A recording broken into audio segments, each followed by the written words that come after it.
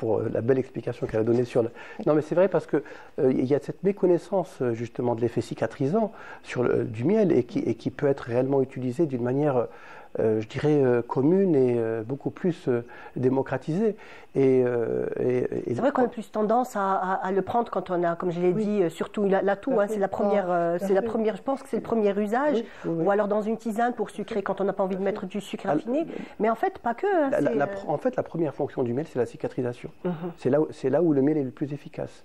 Et le miel effectue, vous savez, lorsque il y a une brûlure assez importante, lorsque le patient va à l'hôpital, il y a un protocole et il y a 5 opérations que doit faire l'urgentiste.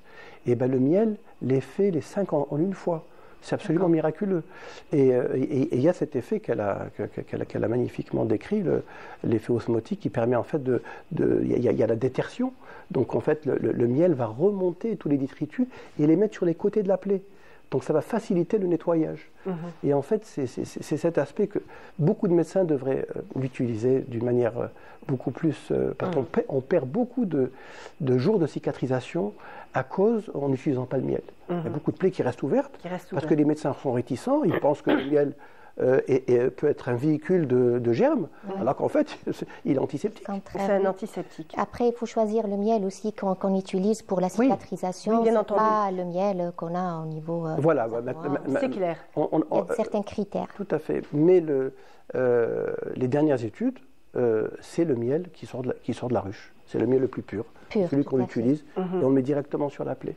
On a essayé de lancer il y a quelques années le miel cicatrisant en tube, mais en fin de compte, on s'est rendu compte que c'était le miel qui sortait réellement de la ruche, c'est celui qui avait le plus de matière.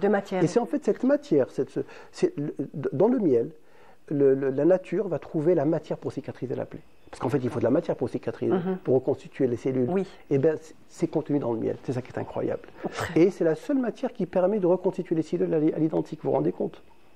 C'est extraordinaire. C'est extraordinaire, effectivement. Vous avez bien dit le miel pur, effectivement, parce que ça ne contient ni additifs, ni métaux lourds, ni pesticides. Donc, ça doit être quand même un miel bien choisi. Il faut aussi, de préférence, que ça soit un miel stérilisé au rayon gamma, donc ce qu'ils utilisent à l'étranger. Puis, il faut aussi que ce miel soit le plus pauvre en eau possible, c'est-à-dire que ça soit pas, qu'il y ait une certaine consistance. Et plus le miel est foncé, peut-être que vous expliquerez mieux que moi ce détail, et plus il contient des antioxydants, donc ce qui est encore meilleur pour la cicatrisation des plaies. Très bien. On va rappeler